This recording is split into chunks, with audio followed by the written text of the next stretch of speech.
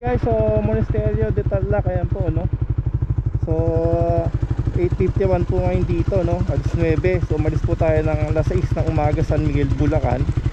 Medyo pahinto-hinto po tayo kasi nagte-take po tayo ng picture tapos yung ating mapa. So pasok na po tayo sa mismong monasteryo.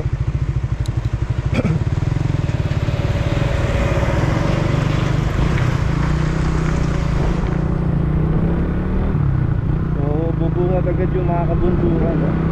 Nakita naman, no?